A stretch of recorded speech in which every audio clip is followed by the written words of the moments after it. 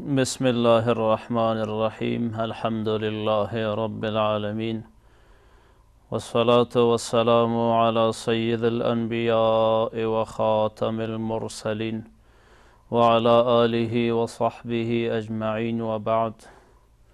أعوذ بالله من الشيطان الرجيم. بسم الله الرحمن الرحيم. ما يفعل الله بعذابكم إن شكرتم وآمنتم. الآية. صدق الله العظيم.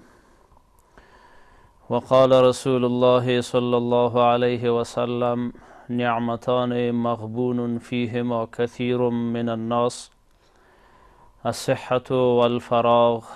صدق رسول الله صلى الله عليه وسلم.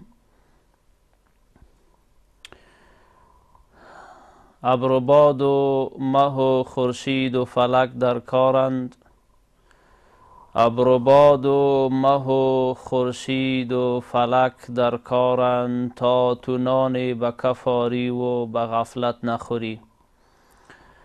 همه از بحر تو سرگشته و فرمان بردار، شرط انصاف نباشد که تو فرمان نبری. رب اشرح لي صدري ويسر لي أمري واحلل عقدة من لساني يفقه قولي. و بعد. بیننده های نهایت گرامی و قابل قدر و احترام، خدا کنه که جور و صحت و سلامت بوده باشه و لباس و عافیت به تن هر کدامتان باشه. عزیزای محترم، خوشحال و خرسند هستیم و میبالیم که باز هم در برنامه پاسخ نور در خدمت عزیزا و دوستا قرار داریم. الله متعال جل مجده گفت و شنود ما را خاص بر رضای خود بگردانه و افاده و استفاده نصیب حال ما بگردانه. عزیزای گرامی، بحث و برنامه را که در ضمیر ما داریم و میخواهیم به خدمت شما عزیزا تقدیم داشته باشیم، او شکرگزاری از نعمتهای الهی جل مجده است که ما شکرگزار و سپاسگزار از نعمتهای بی پایان الله متعال داشته باشیم. گرچند چنانی که مناسب است و شایان ذات الله متعال است که ما از نعمتهای الهی شکرگزار و سپاسگزار باشیم، نمیتانیم و ما ضعیف هستیم. الله متعال در قرآن عظیم و شان فرمودن که خلق الانسان ضعیفا، انسان ضعیف خلق شده. هر کس به قدر وسع توان خود باید که شکرگزار و سپاسگزار نعمتهای الله باشه. بنده همان به که ز تقصیر خویش عذر به درگاه خدا آورد، ورنه سزاوار خداوندیش کس نتواند که به جا آورد. بناهن عزیزای محترم، شکرگزار نعمتهای الله باشیم و همیشه نعمت الله متعال سپاس بگوییم، ناسپاسی نکنیم. اگر ما خدا ناخواسته ناسپاسی میکنیم، ناشکری نعمتهای الله را میکنیم، ضررش به خود ماست. الحمدلله والمنه، همه ما میداریم، خرد بزرگ ما، پیر جوان ما، که الله متعال ذات غنی و صمد است. ایها الناس انتم الفقراء، ای مردمان شما محتاج هستید به درگاه الله متعال. والله هو الغنی، و الله متعال است که غنی است، بی پروا و بی نیاز است. سوره اخلاص همه ما و شما یاد داریم و در نماز خیش هر روز قرائت میکنیم که قل هو الله احد الله الصمد. بگو که الله جل جلاله یکتا و یگانه هست و الله الصمد، الله پاک بی نیاز است. اگر ما سپاسگزار نعمتهای الله بوده باشیم، ما به خود نفع کردیم. خدای کریم جل مجده در قرآن پاک می فرماید: و من شکر فانما یشکر لنفسه. کسی که سپاسگزار نعمتهای الله می باشه، فانما یشکر لنفسه، او به جان خود شکرگزار است، یعنی نفع شکرش برای خودش است. خو و من کفر فان ربی غنی کریم. و کسی که ناسپاسی نعمتهای الله را کرد، بدون شک الله متعال غنی است، بی پروا و بی نیاز است. کریم، الله متعال ذات کریم است و مهربان است. آیه دیگری همچنان به می منوال داریم که الله پاک در قرآن می فرماید که ولقد آتینا لقمان الحکمت، ما به حضرت لقمان حکمت دادیم، علم دادیم. انشکر لله، این که سپاسگزار الله باش. ای که الله متعال به حضرت لقمان علیه السلام علم داده، حکمت داده، ای بس نعمت بزرگ الله متعال است. در برابر نعمت الله متعال بنده باید شکرگزار باشه. الله متعال به شکر امر میکنه، انشکر لله، شکرگزار الله باش. و من یشکر، کسی که سپاسگزار الله شد، شکرگزار نعمت الله، فانما یشکر لنفسه، این شکرگزار به جان خود شده، یعنی نفعش به نفس و به خود همی انسان می باشه. و اگر خدا نخواسته کسی کفران نعمت میکنه، و من کفر فان الله غنی حمید، و کسی که ناسپاسی نعمت الله متعال کرد، الله متعال غنی است، ذات بی پروا و بی نیاز است، حمید ستوده شده است، یعنی به شکر ما نیاز بعد نیست. خود شکر نعمت افزون کند، ور نگویی ای برادر، ای خواهر، ای مادر، ای پدر، ور نگویی شکر نعمت الله متعال را از کفت بیرون کند، الله متعال بیرون میکنه. اگر ما با نعمتهای الله متعال سپاسگزار و شکرگزار باشیم، الله متعال نعمتهای خود سر ما فراوان میسازه. اگر ناسپاسی نعمتهای الله را کردیم، عذاب الله متعال سر ما خدا نخواسته سرازیر خواهد شد. قرآن عظیمشان گواه است به این موضوع. الله پاک فرمود که ما یفعل الله بعذابکم، الله متعال چه کار داره به عذاب شما که الله پاک شما را عذاب بکنه؟ ان شکرتم و آمنتم، اگر شما سپاسگزار و شکرگزار الله باشه، و آمنتم، اگر شما واقعا مؤمن باشه، شما واقعا سپاسگزار نعمتهای الله باشه، چرا الله متعال شما را مورد عذاب خود قرار بده؟ پس اگر ما خدا نخواسته ما کفران نعمت کردیم، آیه دیگری که الله متعال فرمود که خدای کریم جل مجده می فرمایند که فذکرونی اذکرکم، شما مرا یاد بکنی ای بنده ها، شما مرا یاد بکنی به طاعت، به عبادت، به عاجزی و تواضع.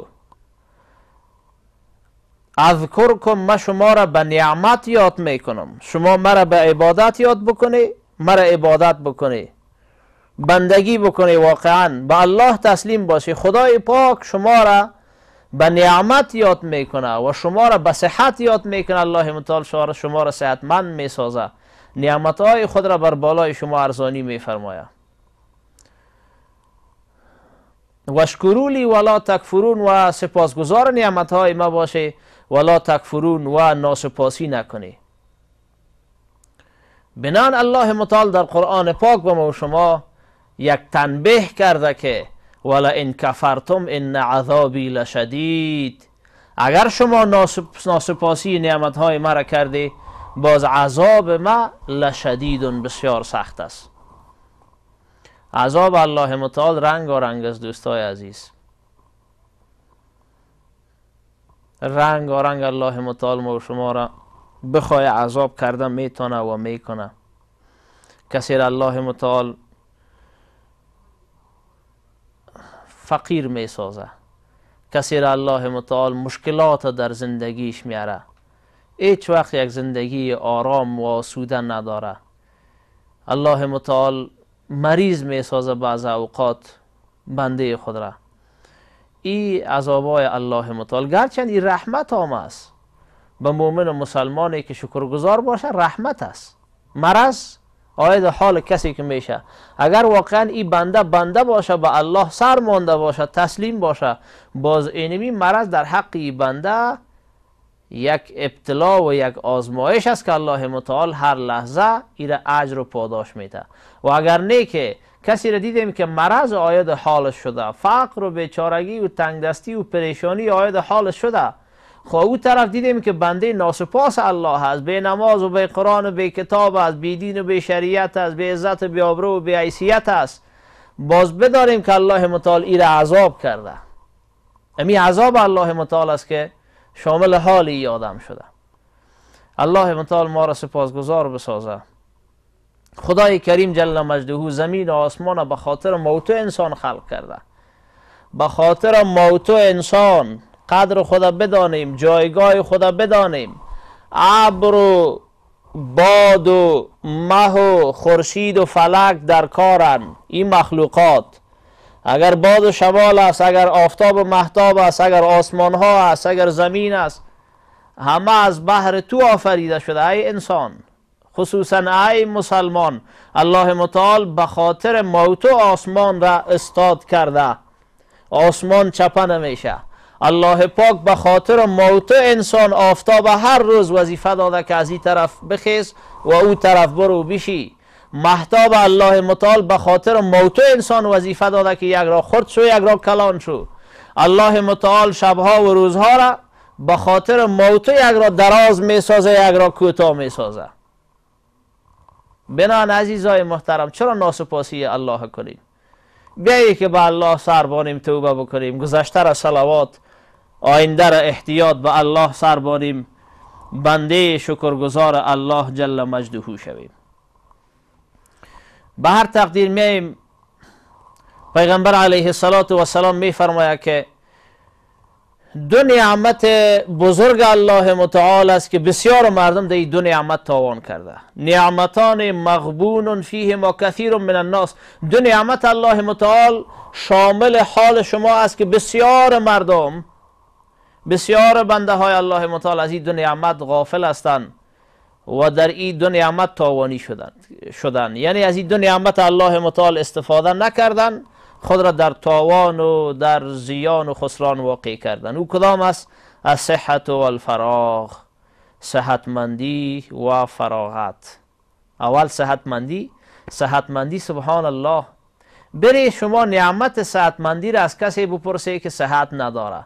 بری یک مریضی که افتیده در خانه یا در شفاخانه، دیدیم دوستا و اقارب خود هر شب و روز نمیبینیم، والا برم فلانه جای فلانه از جمله اقارب خیشا مریض است، میری که قرار چارپلا خفتیده مریض است، حتی دست خود بالا کرده نمیتونه، حتی بجای خود نشسته نمیتونه، حتی نان و طعام و شراب خورده نمیتونه.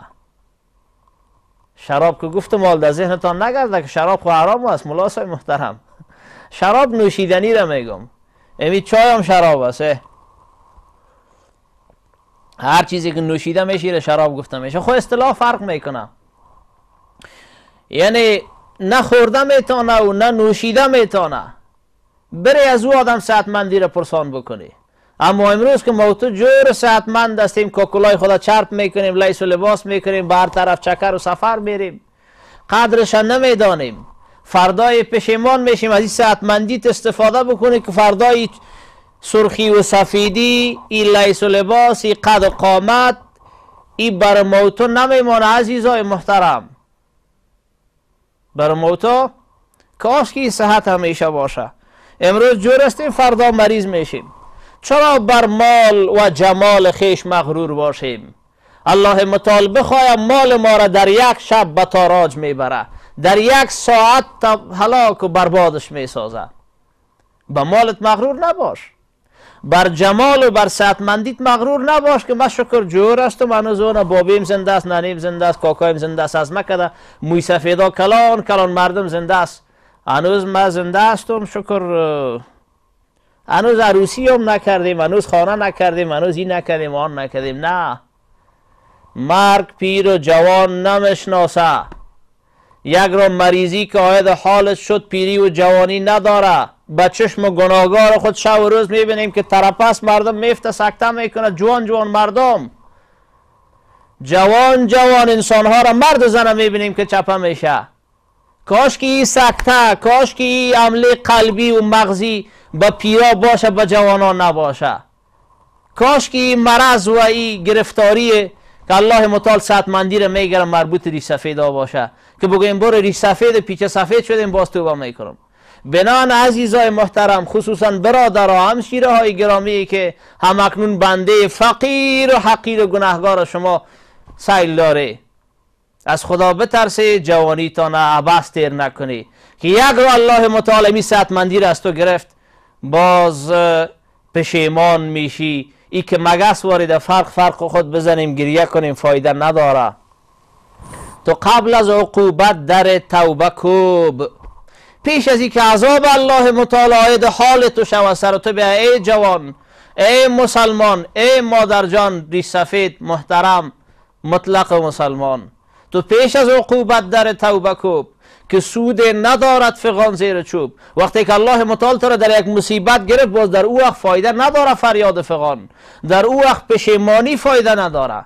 بناهن الله متعال می سعتمندی را که به تو داد از این چه کردی؟ آیا نمازهای 5 وقت 5 گانه را به ترتیبش، به تنظیمش، به شرایط و ارکانش به جای کردی؟ یک نوع فکر بکو. هیچ حاجت همی عالم و ملا و شیخ و صوفی نیست، حاجت پدر و مادر و بزرگسال و دانشمند نیست که بار نصیحت بکنه. خداوند موتور عقل داده.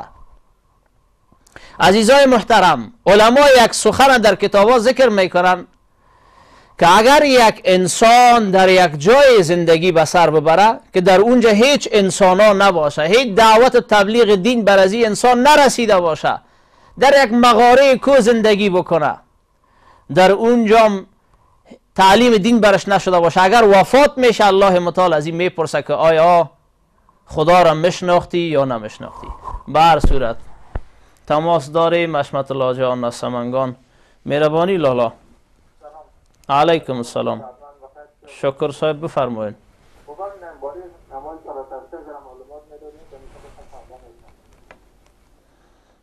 درست است انشاءالله برادر.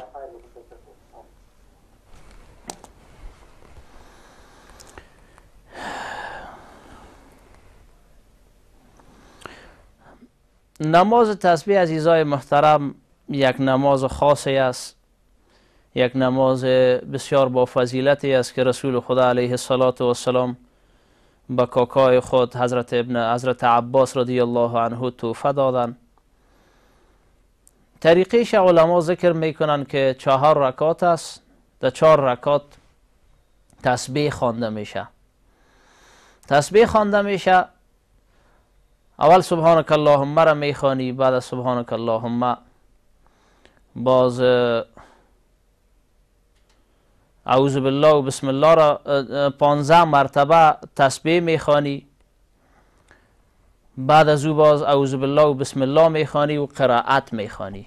بعد از قرائت که خواندی سوره فاتحه را به همراه یک سوره دیگه باز 10 مرتبه میخوانی. بعد از قرائت 10 مرتبه که خواندی باز به رکوع میری، به رکوع که رفتی بعد از تسبیحات رکوع 10 مرتبه میخوانی.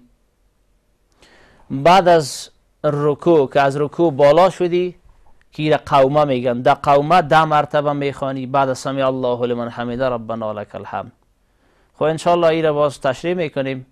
فعلا تماس داریم. پلوشه خواهر ما از گردیس. مهربانی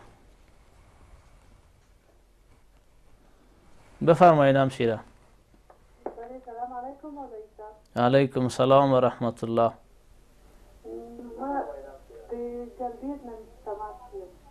درست است فهمیدم. بفرمایید.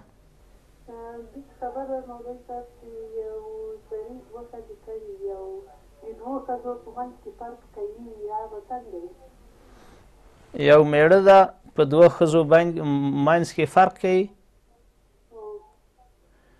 صحیح ده، یعنی حقوق نه بجایوي. صحیح ده. زه څه وایم ته واوره، برنامه واوره.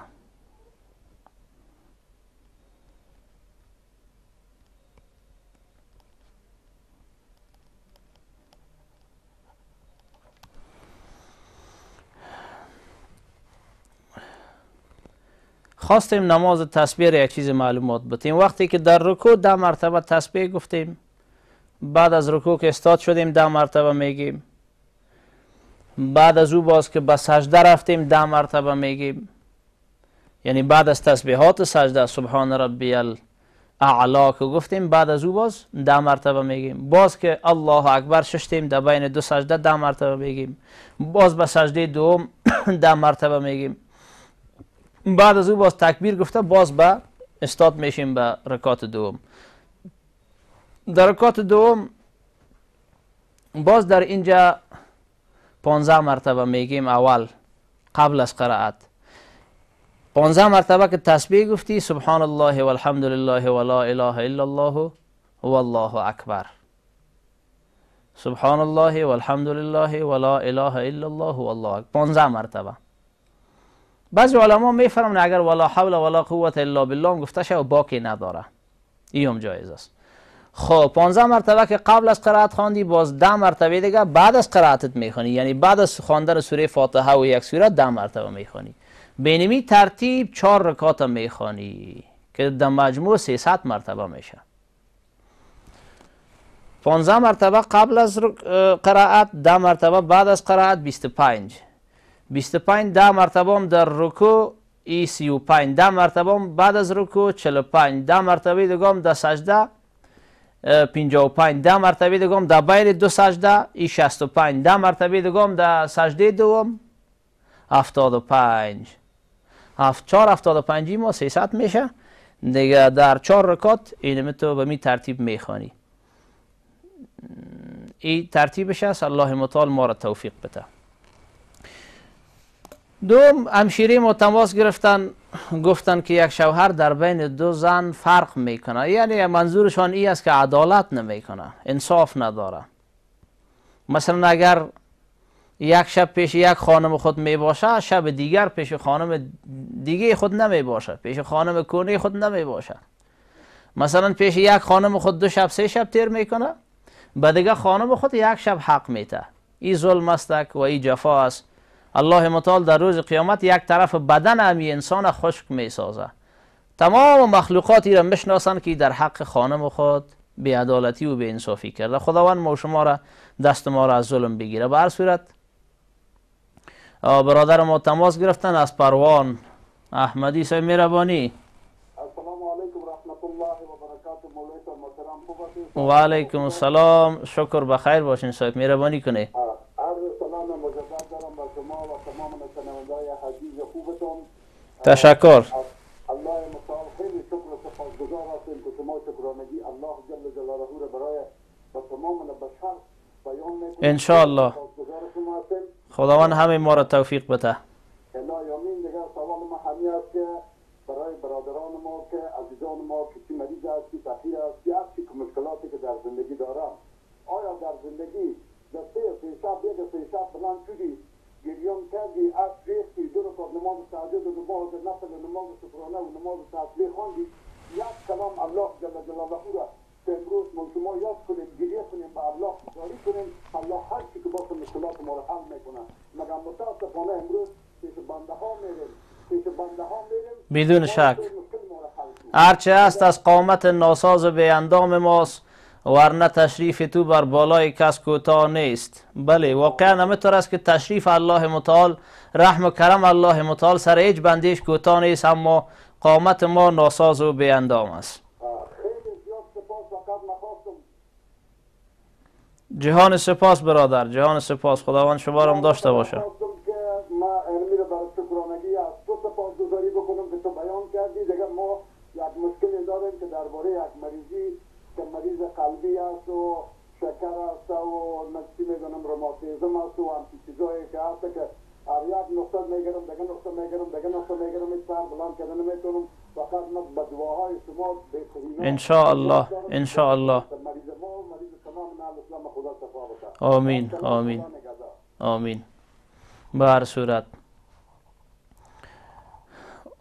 عارف عجیب مهربانی میکنه. عزیزای محترم، رو به درگاهش کی آوردی که گشتی ناامید؟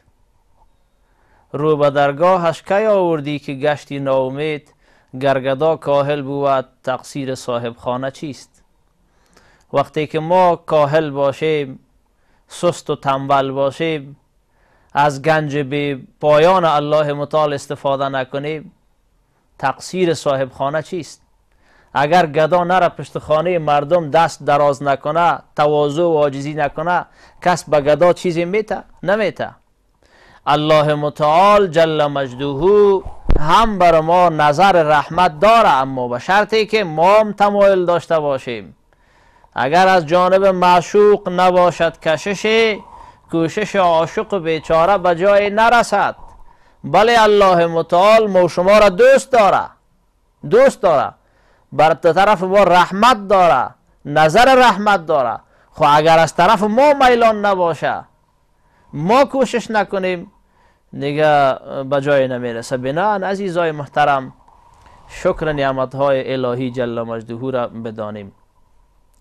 پیغمبر علیه السلام رابطه با شکر به دو نعمت بزرگ فرمود که مردم در دو نعمت تاوان کردن. یکی صحت، از صحت خود مردم استفاده نمیکنه، یا اگر استفاده میکنیم بسیار کم استفاده میکنیم.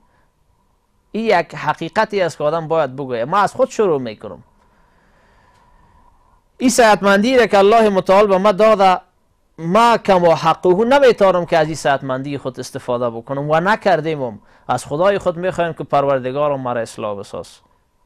همین ما هم تو دعا داشته باشیم. از این که یک وقفه کوتاه داریم، انشاءالله دوباره باز به خدمت خواهیم بود. السلام علیکم و رحمت الله. بسم الله الرحمن الرحیم. السلام علیکم و رحمت الله. باز هم خوشحال و خرسند هستیم که به برنامه روی آوردیم و تشکر از شما عزیزایی که هم اکنون پای صحبتهای بنده فقیر نشسته هستی و برنامه را تماشا داری. الله متعال همه ما را توفیق عمل نصیب بگردانه. عزیزای محترم، خواستیم که از نعمتهای الهی بحث کنیم. نعمتهای الهی جل مجدوه بسیار است. و ما بکم من نعمت فمن الله. هر نعمتی که شما میبینی او از جانب الله هست. اولا در وجود ما نعمتهای الله متعال بیشمار است. ببینید عزیزای محترم، چشم است. اگر خدا را خواسته چشم نداشته باشیم، نابینا باشیم، چقدر برای ما سخت تمام میشه. بریم قدر چشم از کسی بپرسیم که او چشم نداره و میبینیم. ما با چشم گناهگار خود میبینیم. الله متعال به ما و شما شب و روز نشان داده میره. در راه روان هستی، در سرک، در کوچه، در راه عام و خاص روان هستی، کسی را میبینی که یک پای شل است. در دیگه کوچه میری میبینی یک کسی را به نظرت میرسه که هر دو پایای شل است.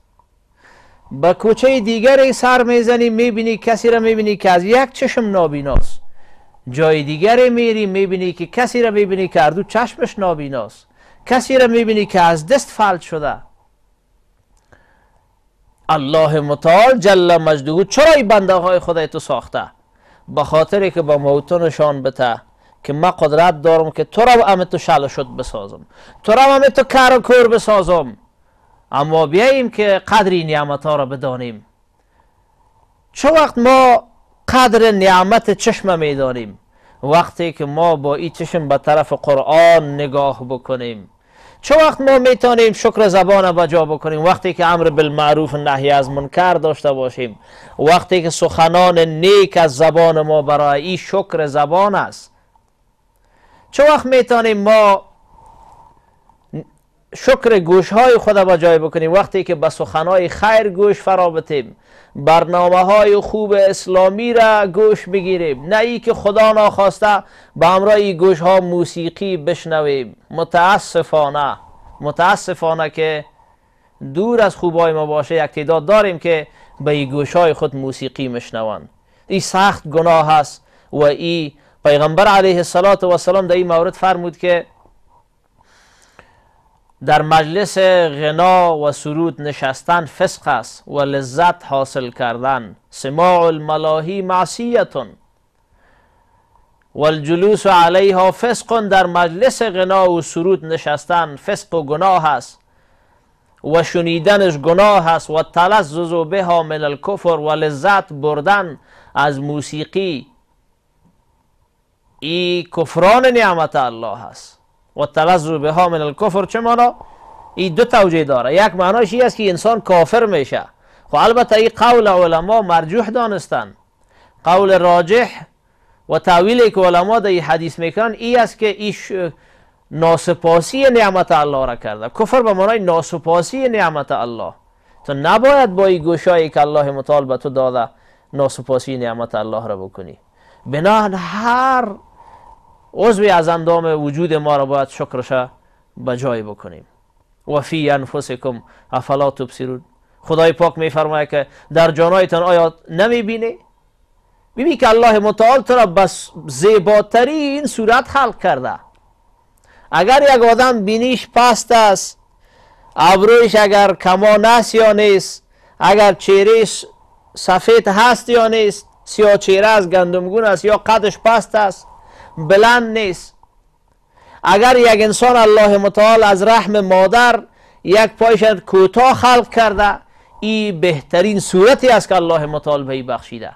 به این صورت نباید شرم کنی آر کنی. چرا الله پاک در قرآن فرمود که ولقد خلقنا الانسان فی احسن تقویم. ما در زیبا و نیکوترین صورت انسان خلق کردیم. وقتی که تو زیبا خلق هستی شکر بکش. خدایا شکر که من انسان هستم. باز خدایا شکر که من مسلمان هستم. خدایا شکر که من ایمان دارم. خدایا شکر که باز من در جمع انسانها و مؤمنان امت جناب محمد رسول الله صلی الله علیه و سلم هستم. خدایا شکر که باز من در مذهب سچه و پاک امام ابو حنیفه رحمت الله تعالی علیه هستم. خدایا شکر. 100 بار باید شکر بکشی. هر قدر شکر بکنیم بازم کم است. هر نعمتی که فرو می رود ممد حیات است. هر نفسی که فرو می رود ممد حیات است، چون برمی آید مفرح ذات است. پس در هر نفس دو نعمت موجود و هر نعمت را شکر واجب. یعنی یک نفس ما دو نعمت خدای پاک است. بنده های الله جل مجده، ای کسی که ما خود بنده میدانیم و با الله خدا را خواسته بند نباشیم، بسیار سخت است. وقتی که خود بنده ساختیم واقعا بنده باشیم. در هر نفس ما دو نعمت الله متعال است. از دست و زبان که برآید که از عهده شکرش بدر آید. کیست که شکر الله متعال به جای بکنه؟ اما لا یکلف الله نفسا الا وسعها. خداوند هیچ بنده را مکلف نساخته مگر به اندازه وسع و توانش باید شکر بکشی. بنان قدر زندگیتان بدانی. شکر که خدا تو را انسان خلق کرده. شکر که خداوند تو را مسلمان خلق کرده. اگر خدا را خواسته تو یک مرکب می بودی. یک رو فکر بکنیم. ما بعض اوقات تفکر میکنم. تفکر خودش عبادت است. مرکب ما شما میبینیم سر مرکب بار میشه. اگر سرش کم بار بکنن یا زیاد بار بکنن صدای خدا کشیده میتونه. اگر به امرای چوب و لین میزنش تعدیدش میکنه، جانش صاحبش ظلم میکنه، سراخ میکنه، صدای خدا میکشه. اگر صاحبش برش علف بته یا نته صدای خدا کشیده میتونه. هر ظلم و جفایی که سرش شوه صدایش نمیبرای بی زبان است. اگر مریض شوه آه و ویلا کرده نمیتونه، گفته نمیتونه مرا به دکتر ببری. خب شکر بکش. نه تو کمک ولی سر درد میکنه، والا سر درد استم، ناز میکنی سر پدر، ناز میکنی سر مادر، ناز میکنی سر خانواده. شکرت نمیدانی. خدا تو را زبان داده. سبحان الله. زبان الله متعال به ما نصیب گشتانده بهترین نعمت. این زبان به خاطر چی است؟ الله متعال چرا زبان به انسان داده؟ ای برادر گر تو هستی حق طلب، جز به فرمان خدا مکشای لب. چیزی که خدا گفته امو را بگو. ناسزا و زشت گفتن نیست کار عاقلان، از برای نرم گفتن شد زبان به استخوان. بنان از این زبانت استفاده خوب بکو، قدری نعمت بدان. اگر خدای پاک خدا را خواسته تو را گنگ بسازه چه میکنی؟ بنان عزیزای محترم، اگر خدای پاک خدا را خواسته تو را کر بسازه چه خواد کردی؟ قدر خدا بدانیم و این نعمت بزرگی را که الله متعال نصیب ما گشتانده قدرش بدانیم. خدا ناخواسته اگر یک حیوان می بودیم، امی کلاب سگها را می بینیم ما شما هر طرف هستن، چقدر یک زندگی خار دارن. خو انسان است که اشرف المخلوقات است. انسان ولقد کرمنا بنی آدم، خداوند بر انسان تاج کرامت داده. یعنی تو انسانی که نماز هم نمیخوانی خداوند تو را کرامت داده. یعنی تو انسانی که امیال سیل داری، نه شب قرآن میخوانی، نه روز قرآن میخوانی، نه درس داری، نه تعلیم داری، همیشه در مجلس های شر و فسق و گناه اشتراک میکنی، دور از خوبای ما باشه. نگویا که ما را مخاطب میکنن، نه من او خرابا را میگم. خوبای ما خوش شکر ما خوبم داریم دیگه. در گوشه گمان مبر که خالی است، شاید پلنگ خفته باشد.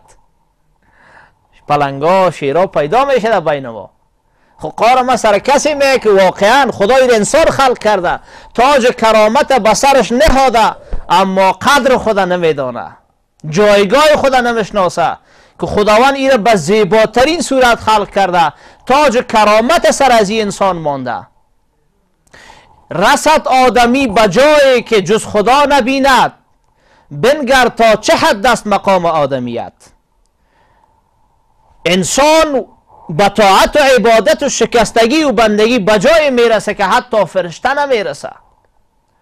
رسول خدا صلی الله علیه و سلم یک بشر بود، اما مقامش از جبرائیل و میکائیل و اسرافیل و اسرائیل بالا بود.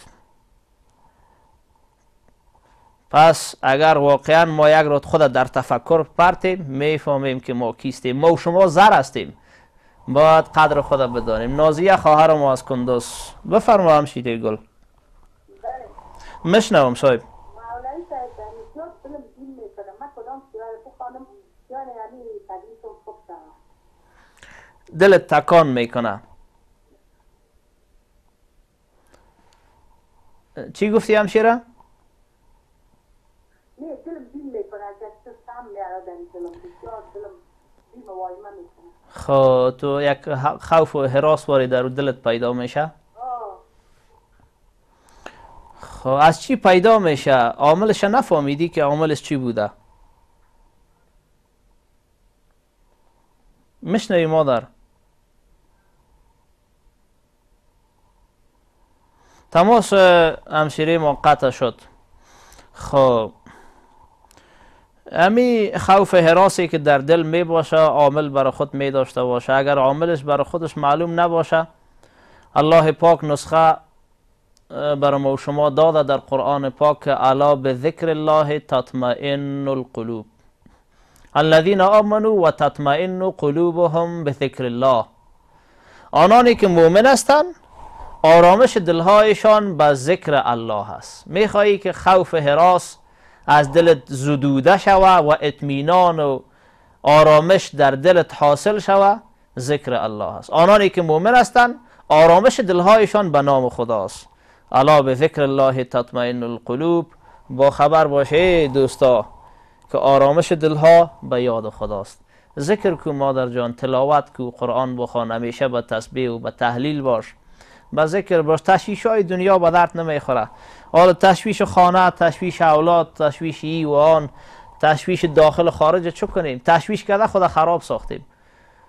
اطباء دکتر صاحبان میفرمایند که تشویش بزرگترین مرض است. عامل تمام مرض ها تشویش است. چرا تشویش کنیم؟ میبینی یک مادر، میبینی یک همشیره، میبینی یک برادر سکته کرده افتیده به شفاخانه رفته، دکتر صاحب میگه تشویش کرده. خود تشویش خانه رو چی داری؟ تشویش موتر چرا داری؟ تشویش اولاد چرا داری؟ والا اولادم در خارج است، چطور میشه؟ چطور میشه؟ خود خدا داره مادر جان. او از تو که شکر تندرست است، جور است، صحتمند است، دست چپ و راست خودم میشناسه. اینجا که تا به خارج که رفته تانست پول مصرف کرد، در اونجا خدا داره. بنان تشویش از او چی میکنی که خاطر اولاد تو خدا خراب ساختی؟ یک روز ندیدمت که بری در جای نماز پرتی سجده کنی، گریه کنی، دعا کنی با خود و اولادت. دور از مادرای خوب ما، دور از همشیره های پاک دامن ما، عفیفه ما، امو تنبلا را ما سرش خطاب میکنیم. بنان تشویش اولاد، تشویش خانه، تشویش دکان، تشویش کاروبار، این تشویش ها نباشه چیزی که خدای پاک مقرر کرده برات میاره. بعضی ها تشویش آینده را داره، در آینده چطور میشیم؟ ما مسئولیت داریم که در حال زندگی بکنیم. مسئولیت آینده رو نداریم. فردای شاید من نباشم، شاید خودکت نباشی. بسیاری ها رو دیدیم که جور تیار بودن، یک را به گوش ما احوال رسید که فلانه مادر یا همشیره یا آجیس فوت شد. با چی میگن؟ او خود جور بود، من دیروز دیدمش آمد به همراه ما یک جای صحبت خلوت کرد، نان خورد، چای خورد. بنان ما ضامن آینده نیستیم، ما در حال باید زندگی بکنیم. تشویش نداشته باشیم مادر جان همشیره. همیشه ذکر داشته باش، فکر داشته باش، در مجالس خیر اشتراک بکو، غیبت نکو، نمیمت نکو، از خدا بترس. خصوصا این مادرای ما، همشیرای ما دور از خوبایشان زیاد غیبت میکنن. در یک مجلس که ششتن، یک را او را بد بگو، یک را او را بد بگو، یک را سر کالای از او تعرض میکنن، یک را سر خانهش، یک را سر فرشش، ظرفش، پردهشیش و روی اولیش، درختایش، باغشه، جای پس نمیمانیم. والا از فلانی خوب است، از بیمدانی خراب است. والا به ما تو چه غرض؟ خداوند ما را اصلاح بسازه که از غیبت و تهمت و نمیمت دور باشیم، پشت گپ زیاد نگردیم. به هر صورت تماس داریم. زهرا خواهر ما از کنداز. مهربانی زهرا جان. مشنوم خواهر. علیکم سلام. مهربانی.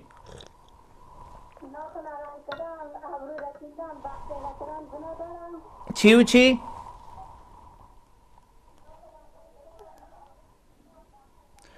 ابرو چیندن، ناخن رنگ کردن. یکی ابرو چیندن، دوم رنگ ناخن، سوم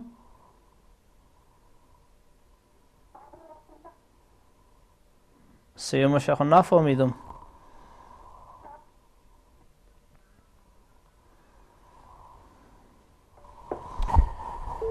خب البته تماس همشیره ما قطع شد. دوستای عزیز دو سوالشان گرفتم. ابرو چیندن، پیغمبر علیه السلام در حدیث می فرمایند که لعنت خدا سر او زنهایی که ابروی خودم می چینن و لعنت خدا سر او زنهایی که ابرو را می چیدن. اگر خودش می چینه ابروی خودم می گیره، تو باریک می سازه، این مورد لعنت میشه. چرا؟ خاطری که این خلقت الله متعال تغییر میده. من پیشتر گفتم که الله متعال تو را هر قسمی که خلق کرده خوبش هستی. بسیاری ها تشویش داره، والا همین روی من بسیار لکه لکه چطور میشه. در مجلس میرم میشرم. چرا میشرمی؟ خدای پاک همه تو خلقت کرده دیگه. هر قدر تو داری ترچی تپه بکنی هنوز بعد معلوم میشی. بنان او کارا را نکو. امو خلقتی که الله متعال به تو داده ای زیباترین است. امی ابرویی را که الله متعال به تو نصیب گشتانده، اگر نازک است یا دبل است، بهترین ابرو است. الله متعال امو را برای تو لایق دیده. چرا خدا به ابرو میسازی؟ آخو کسی که ابروی خدا چند به ابرو شد دیگه. بنان ابروی خدا نیم کله نکنی. امو ابروی پوره ای که الله متعال داده ابروی تا نریز. در حدیث ذکر میشه لعنت خدا سر او کسی که ابرو میچیره. دوم لعنت خدا سر او کسی که خالکوبی میکنه. خالکوبی سابقا زنا میکردن، کسی در پیشانی خود میزد، یک خال، کسی در دست خود میزد، کسی در یک جای خود، کسی دیگه جای خود. در این عصر حال مردم میزن، بچه هم رواج شده. البته از این غربی ها یاد گرفتن، مسلمانان نمیدانم والله اعلم. رنگ کارا را کشیدن. حالا بعضی بچه ها هستن، این بچه های ما شما دور از خوبای ما، اکثریت در مجموع، اکثریت هم میگیم سر خدا مویای خدا چهار طرفش ماشین میکنن، طلاق سر خدا میبونه. این در حدیث مبارک منع شده و این گناه داره. این در حدیث مبارک منع شده. رسول خدا علیه السلام میفرماید که شما خدا از مسله کردن نگاه بکنید. مسله یعنی خدا بد شکل ساختن. نه مرد حق داره خدا بد شکل بسازه، نه زن حق داره. حتی در تیمم اگر کسی زیاد دستای خود در زمین محکم میزنه، خاک بسیار میگیره، در روی خود میماله، رویش خاک پر میشه، علما میفرمایند این حرام است. نباید تو روی تا خاک پر بسازی، خدا باید شکل بسازی. پس کسی که ابروی خدا چند گویا که بد شکل ساخت. خدا خوبش نساخت، گرچند در نظر خودش خوبش میره، هر روز ابروها را باریک کده میره، ولی این ابروی ما چرا نیم کله است تا آخر پوره نیست؟ فلانی ابرویش دراز است از ما کوتاه است. خداوند سر ما و شما رحم کنه. عزیزای محترم، مادرای گرامی، همشیره ها سر ما قار نشن، سر ما غضب نشه. دوستای عزیز، ما دلسوزی به شما دارم، و اگر نه نان مرا خوردی، نه چای مرا خوردی، نه سر آبرو عزتم تجاوز کردی. هدف این است که خداوند تو را زیبا خلق کرده. وقتی که زیبا هستی چرا خدا میگیری نازیبا میسازی؟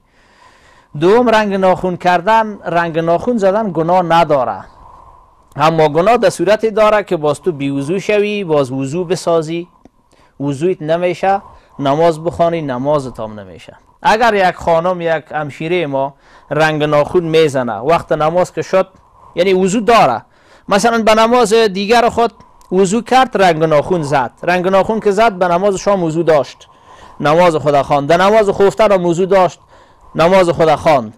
خب به نماز صبح می همشیره ما بی وضوست دیگه، شب استراحت شده. وقتی که استراحت شده این صبحکی که وضو میکنه، همین رنگ ناخون مانع وصول آب به ناخون ها میشه.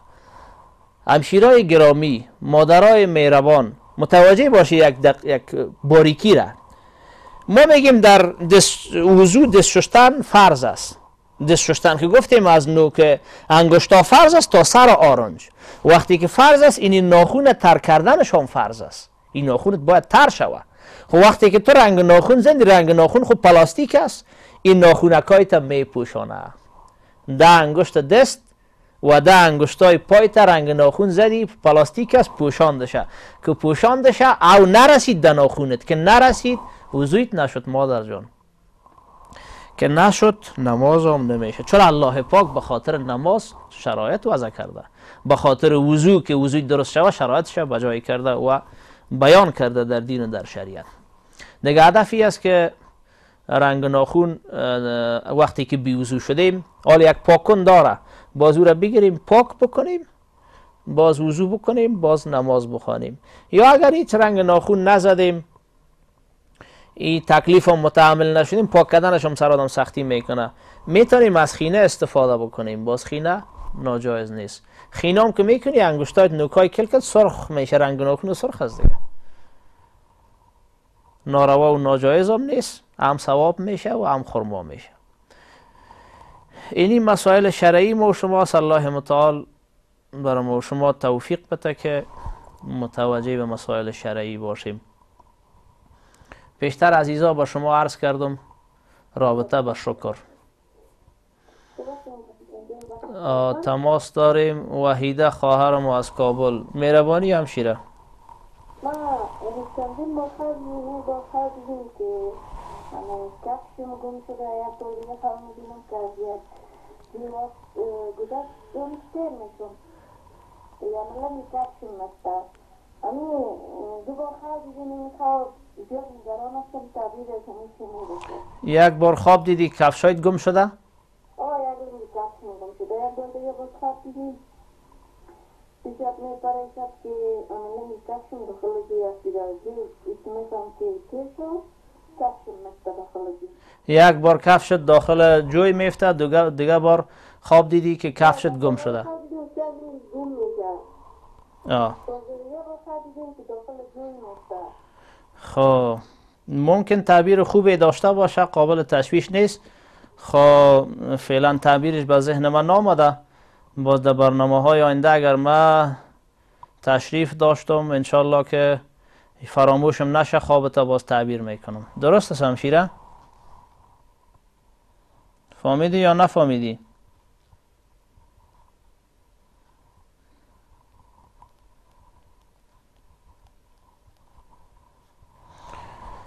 به هر تقدیر پیغمبر علیه السلام درفشانی کردن به یکی از اصحاب خیش: اغتنم خمسا قبل خمس. خب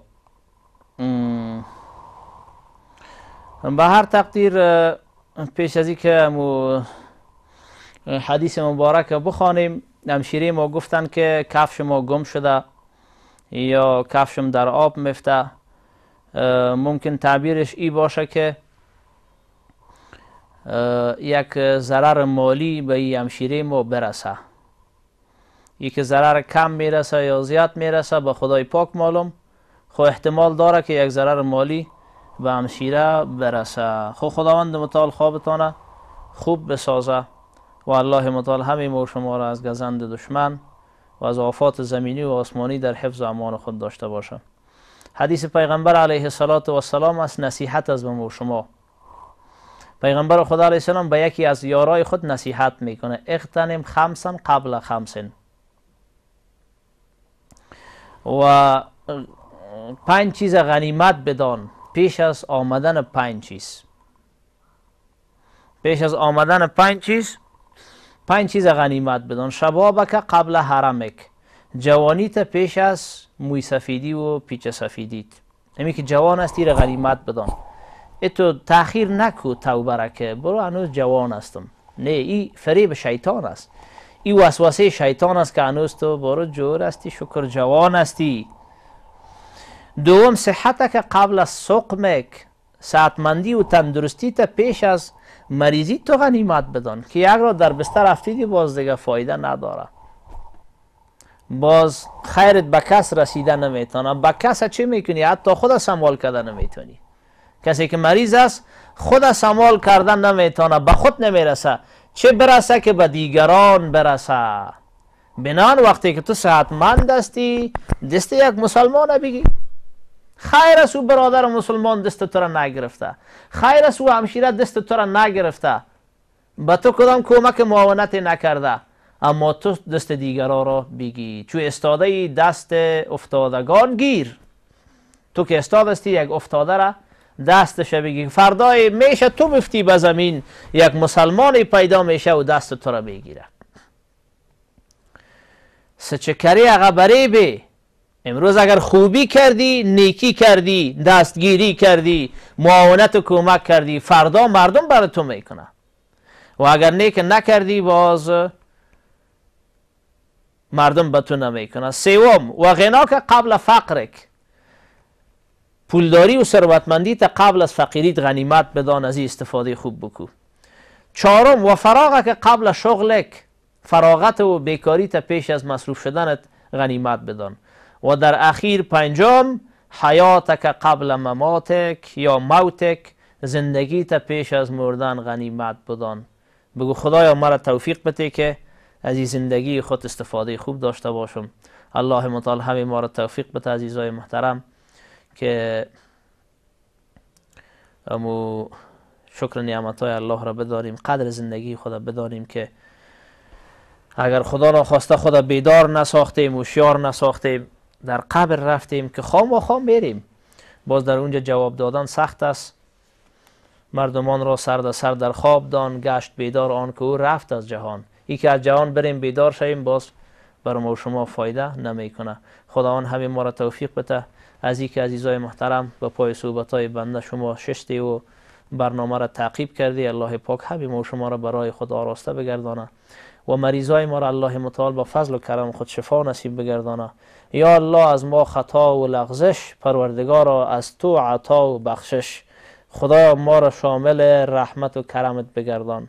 یا الله یا رحمان و یا رحیم، از ما بنده های ضعیف و نحیف خدایا لغزیدن از تو خدای کریم بخشیدن. خدایا ما را بیامرز.